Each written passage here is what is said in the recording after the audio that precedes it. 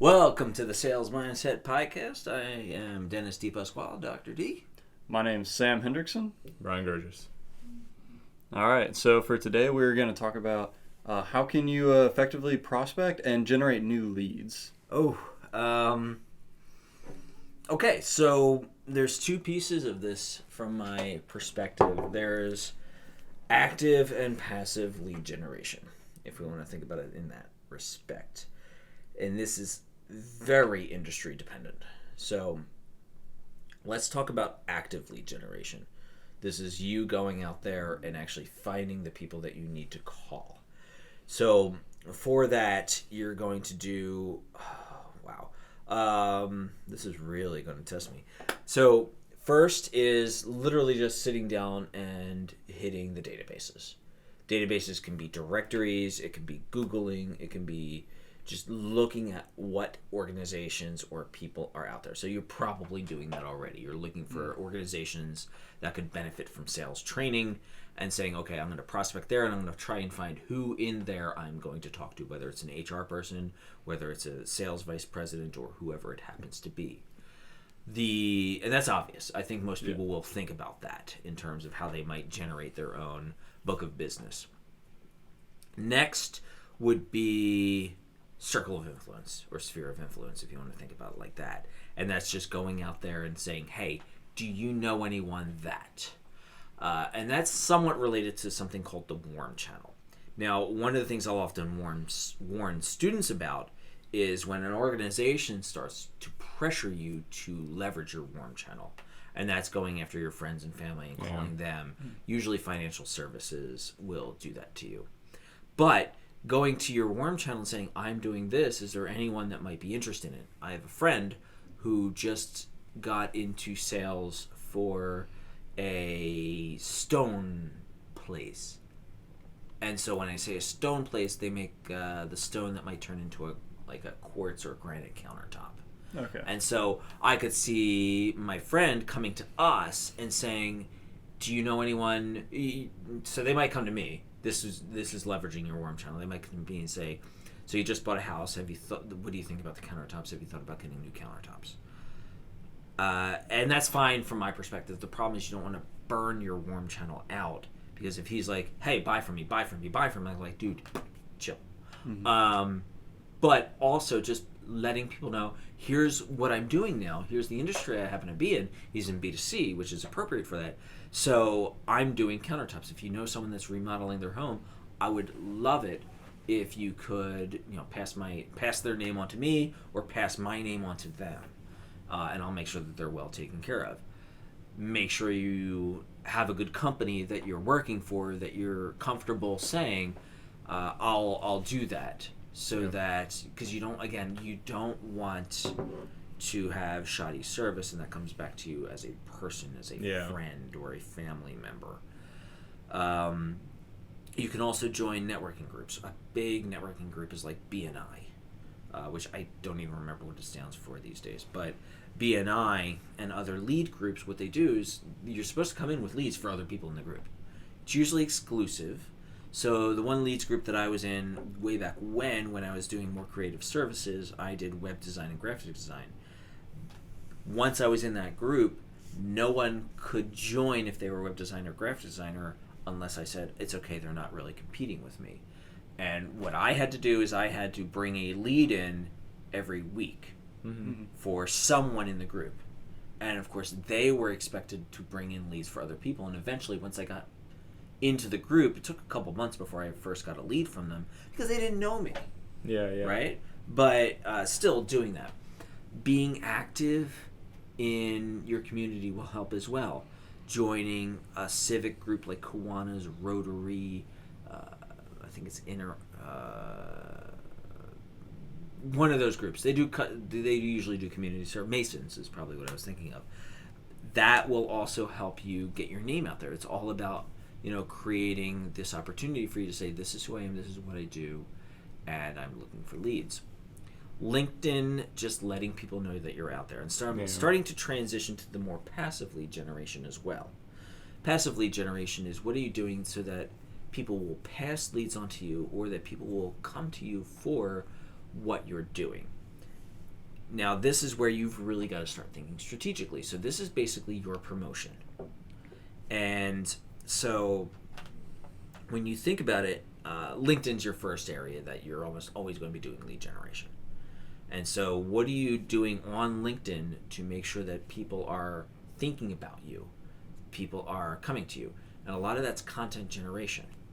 So especially on LinkedIn, be that subject matter expert. So for my friend who's into granite or stoneworks and countertops, what type of articles is he posting? What type of expert advice is he giving or passing on through his LinkedIn so that people are constantly thinking of him for that? Mm-hmm. For me, and I'm horrible about this when it comes to LinkedIn, but what kind of sales stuff am I posting on LinkedIn? Mm-hmm. What kind of mindset stuff am I posting on LinkedIn? And that's where my TikTok comes into play. My TikTok is purely mindset on having the right approach to life, if you will, to make yourself better. And it's not even sales focused. But when I think about social media and TikTok, actually, I think of two individuals that I follow on there because they're entertaining, but they're also generating leads through what they're doing. One is in Septic Life, and this dude is literally a septic dude. He pumps shit for a living. Yeah. But his content is entertaining and informative. Mm-hmm. Same area, Inspector AJ. So the Well and Septic Life is based out of North Carolina. Inspector AJ is, I believe, in the Nashville area, and he's a home inspector. And actually, he's got some great advice for people who are looking for home inspectors. Now, both of them have several million followers. Now, are all of those followers necessarily going to be potential customers? No, probably a very minority of them. But a couple things happen when you're doing something like that. One, for those people that do find you in the area, and our cell phones are great at proximity. Yeah. So they're going to see your stuff, and they may be through direct message or whatever, they may get in touch with this person. But also, when someone starts looking for someone, you're likely to come up. Mm-hmm. And so in that vein, it helps with these inbound leads that are going to do what you need to do. When you take our sales training course, there's a formula for making sure that for figuring out how many leads you need based on all of your goals. And I know the two of you have access to the worksheets to be able to say, I want to make X amount of money by the end of the quarter, by the end of the year. This is how many. It takes you all the way back to how many calls you have to make based on your conversion rate. So it's going to be important for you to think about that lead generation and how you're going to do it. Email marketing is also important. And so a lot of our CRMs today, HubSpot, Salesforce, whatever you're thinking of there, they have opportunities to get people into your email system so that you can email out. Now, I've seen people use that very well, and I've seen people abuse it quite a bit as well. Yeah. Someone did Instagram ads, Facebook ads. Advertising is a way of generating leads as well. And I was actually very interested in this because it was legal protection for training courses. It's Instagram snooping on what I'm saying. And I signed up to get some sort of e-download or whatever. Great, but then they were emailing me like 3 times a day. No exaggeration. 3 times a day. Out of control. Out of control. So I actually expected that. So what I did is I set up a specific spam account for it, and he was the first person that I signed up for, and I haven't really signed up for anything else. And it's just straight up this dude's name in my entire inbox, and it's like some days 3 days, some days once a day. Thanks for the break. So like you want to make sure that you're doing it quite right. And of course, if you're doing things like that, when you're doing social media, email newsletters, whatever it is, what are you doing to provide value? It's not about, I'm Brian Gurgis, I'm Sam Hendrickson, I can sell you a sales training course. No, that's not going to interest people. I'm Brian Gurgis.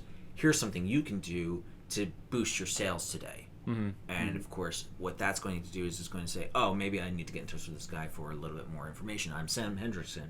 I am working for Canaz Holdings and Educational Services, and we are here to help you, and here's one of the examples of how we can help you. So here's some benefit to you. Yeah. And we can talk about the mindset stuff. The podcast is a lead generation tool as well. I love having these conversations with you, but a big part of it is because I want to bring some training in. Yeah, sure. You want to make something that people want to click on or want to check out. Yes. Connect them to it. Mm-hmm. Yeah, and I think one of the biggest things with passive lead generation is definitely your reputation, and especially works a lot more with those smaller companies and just tighter communities. Oh, yeah. And that's always going to be specific to your role and might not even to apply to a salesman, but kind of, the same scenario, you can equate it to being a salesman. But I'm thinking about my parents' company right now. They're a construction firm, and they do, it's work almost year round. Obviously, it kind of like comes and goes because these snowbirds a little bit. So sometimes when they're away, and then they want my parents' company to come in and do some remodeling work. But it's literally this this neighborhood, and every year since I don't know when they first started working there, but they always have 3, 4, 5, 6 houses they're always working on in there. And it's just passive lead generation. Whenever someone wants to do any work, they've got neighbors, they say, oh yeah, go check out them. And so that's what I think is super important with even being a salesman, making sure your reputation is good, making sure the people that you deal with, that you have a good reputation with them. And so if they know anybody, kind of using their warm channel, and so they might have their own gathering at a house, like a little house party, and they're like, okay, yeah, I know you guys solved this problem. Who helped you with that? Oh yeah, it was this guy. And so then they might actually, that's just another passive, generation there. Word of mouth is huge, for sure. Mm-hmm. And that's so, and it requires you to do a good job. I'm going to go back to this fence, which I talked about a couple podcasts ago. One of the things they did very well is they installed it fast. Unfortunately, is often in business, you can either get something done fast or you can get something done quality. And there's some quality issues with that particular fence. Word of mouth is going to actually be poor. If someone, now the way he handled it customer service wise, I think was great. He's very apologetic. The way the fence is installed, unless they rip that fence out, which I do not want them to do. Yeah.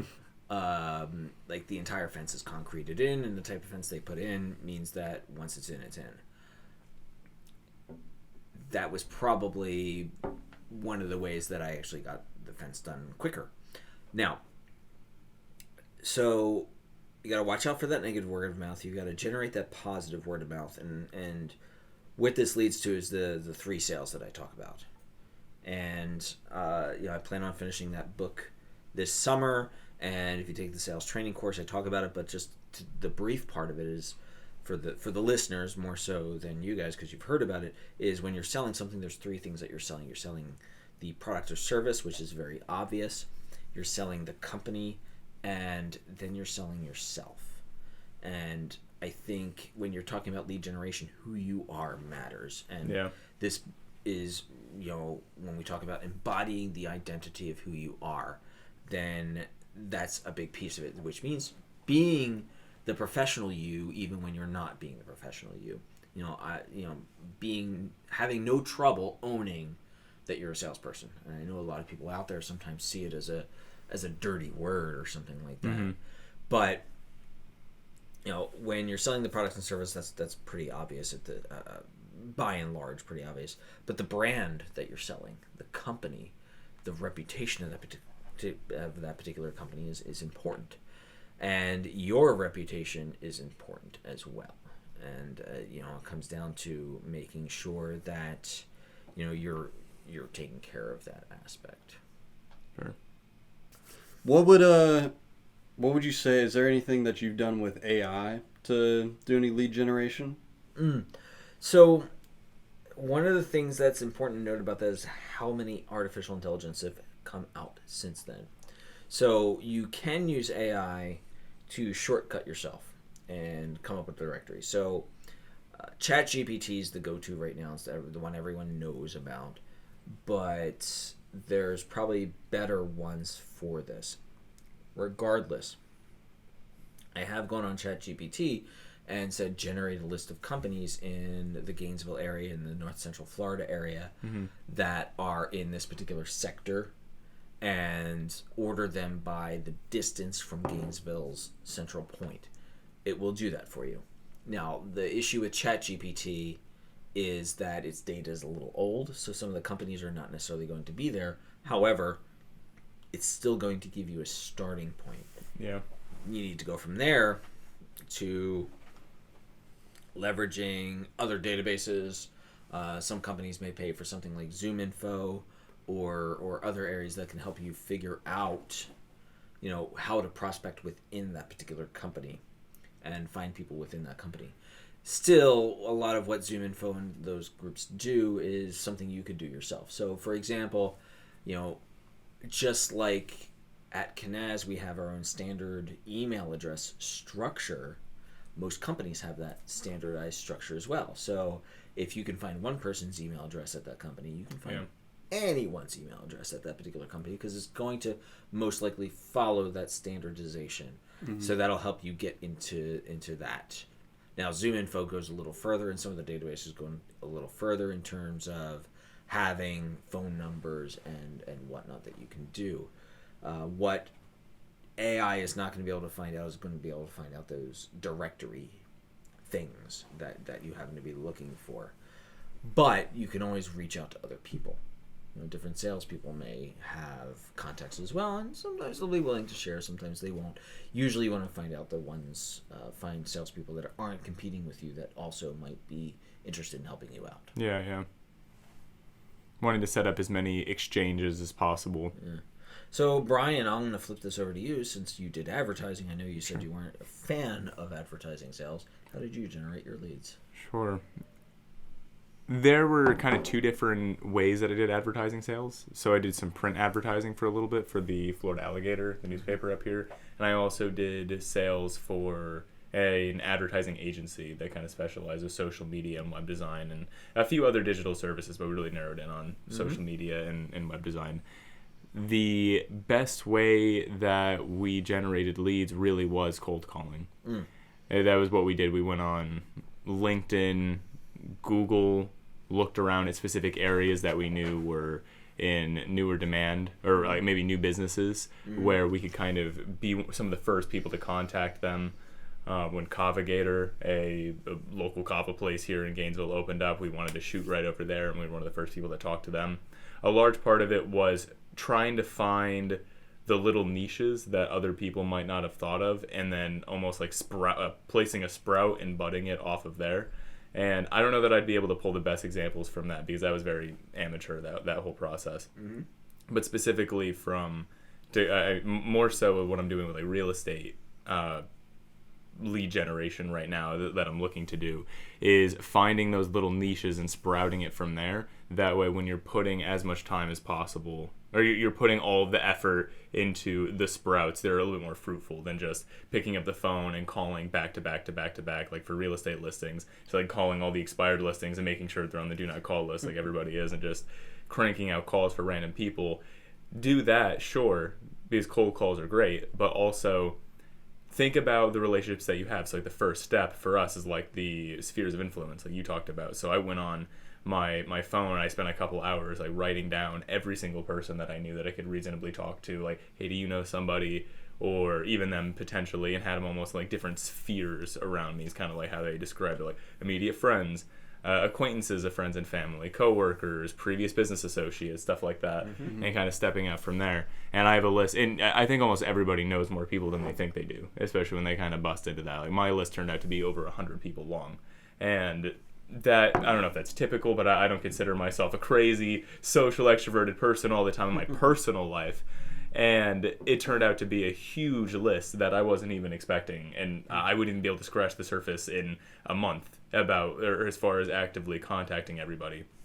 Thinking about the relationships with businesses that I have, like I have with Kavagator or other local businesses where I could walk in and say, oh, hey, it's good to see you, just talk to the owner because I know them. So would it be all right if I left some business cards in the store here for people to pick up? Yeah. Utilize what you already have for free advertising And that way, when you push even harder on those sources, whether it be your existing connections or you call expired listings, you can even round the horses, and maybe they've seen you in 2 or 3 different places at that point when you call them.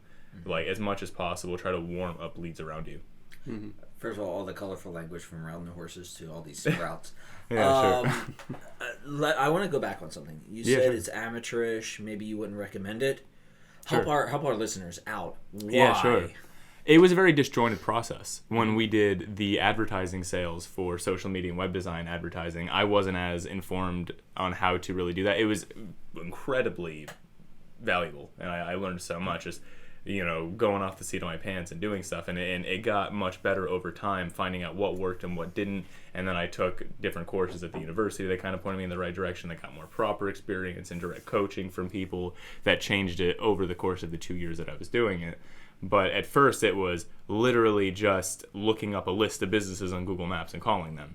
And then it transitioned to, all right, let's qualify them a little bit more. Let's go on LinkedIn, learn who the owners are, find that owner's email address, email the owner, the director of marketing, or whoever would be in charge of it, and making it so when we did call or we did get in contact with them, we're not a stranger anymore. And that was almost stage 2.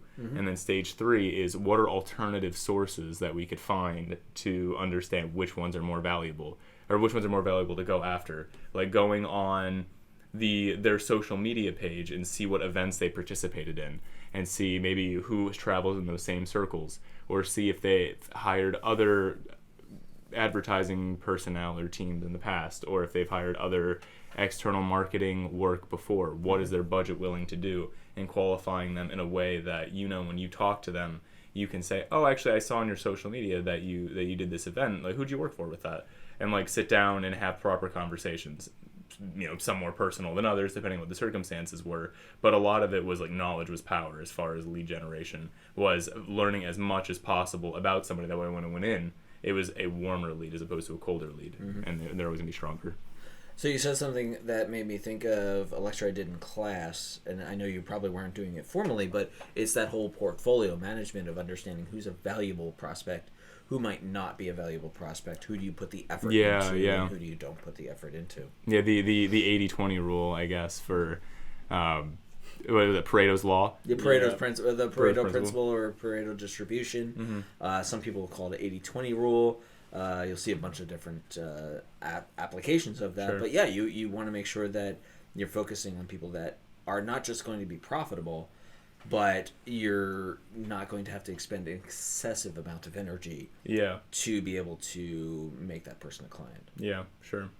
The idea for those that are unaware, the Pareto's law, 20% of your portfolio will yield 80% of your profits. 20% of your clients yield 80% of the headaches, and that whole concept of 20% of a given batch is 80% of its value. Yeah. There's a related principle, and it's more about employees than anything else, is Price's principle. I think it's Price's principle. Yeah, Price's law. Price's law, which is the square root of your employees or your team.